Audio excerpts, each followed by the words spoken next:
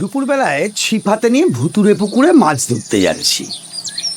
গরমকাল, মনে হচ্ছিল একটা ছাতা সাথে নিলে ভালোই হতো।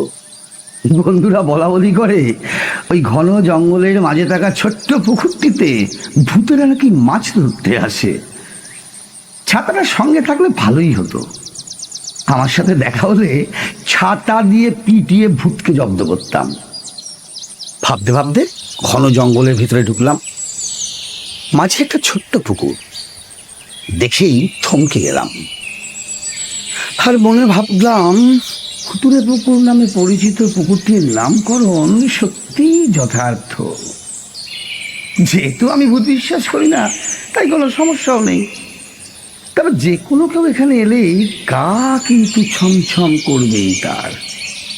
যাই হোক, এরই মধ্যে সব ব্যবস্থা করে নিয়ে ছিপ ফেলে মাটিতে একদম বাধ্য হয়ে বসে পড়লাম। হাঁ করে তাকিয়ে আছি ফাতনার দিকে। আমি তো বড় মৎস্য শিকারী, মাছ আমার ছিপ থেকে পালাতে পারবে না। তারপরে হঠাৎ দেখি ফাতনাটা ডুবছে আর উঠছে, ডুবছে আর উঠছে। টান মারবো না, দেখি কে সেটির মাছ ধরতে ভুলের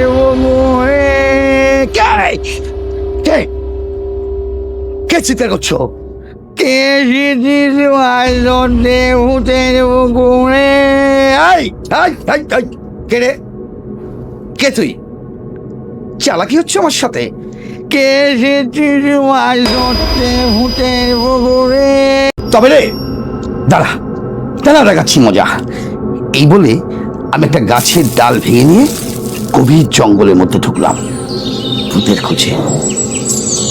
চারিদিকে তাকাচ্ছি কিন্তু কাউকে দেখতেও পাচ্ছি না। কিন্তু সেই শব্দটা, কে সেটির মাছ ধরতে ভূতের পুকুরে? কে সেটির মাছ ধরতে ভূতের পুকুরে? কে কে তুই? বেরিয়ে আয় সামনে। জুতো পেটা করে ভূতের গোষ্ঠীর ষষ্ঠী পুজো করবো আজ আমি। আমাকে ভয় দেখা না। আয় আয় আয় আয় আয় আয়, বেরিয়ে আয় বেরিয়ে আয় বেরিয়ে আয় বলছি। হঠাৎ দেখি আর কোনো শব্দ নেই।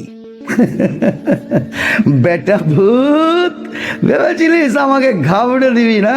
অত সোজা নয় বাপ। আরে আয় আয়, সাহস থাকে আমার সামনে আয়। মনে মনে হাসিও পাচ্ছে, এমন বকে দিয়েছি না ভূত বেটা ভয় পেয়ে গেছে। ভাবতে ভাবতে পুকুরের কাছে আসতেই দেখি কে কে ওটা আমার মাছ ধরার জায়গায় বসে মাছ ধরছে, আবার ছাতা মাথায় দি। ছাতা এলো কোথা থেকে? আমি তো ছাতা আনিনি। যাই, কাছে গিয়ে দেখতে হবে কে আমার জায়গায় বসে মাছ ধরছে। হনন করে এগিয়ে গেলাম সেখানে। এই, কে তুমি?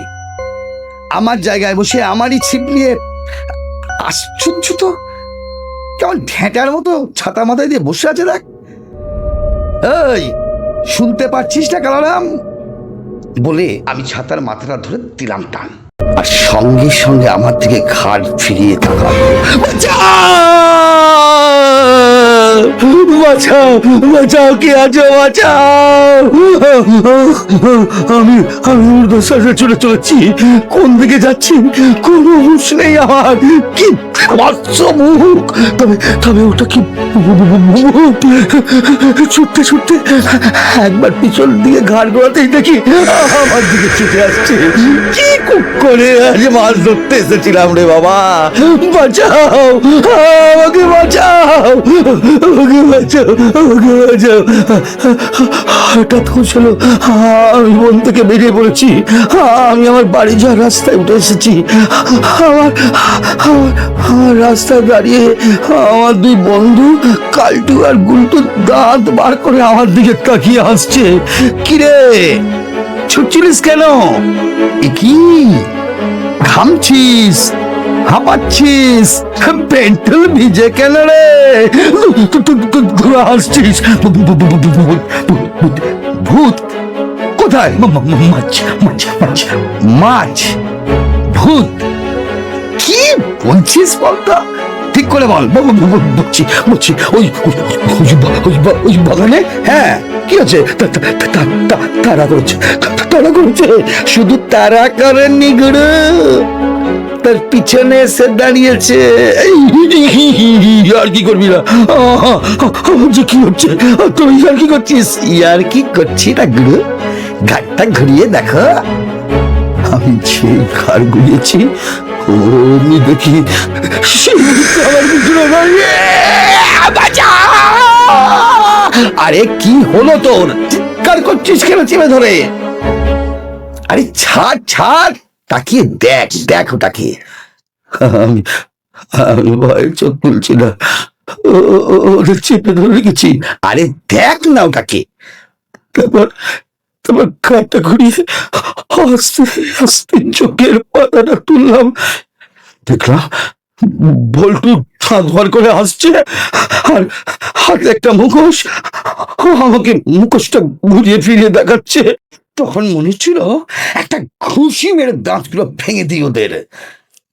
বল্টু হঠাৎ বলে উঠলো, কিরে, খুব সাহসী পুরুষ, সব ভূত টুত আমি মানি না, আমরা সব গেঁয়ো ভূতে বিশ্বাস করি। তুই তো একটা সাহসী, খুব সাহস। হ্যাঁ,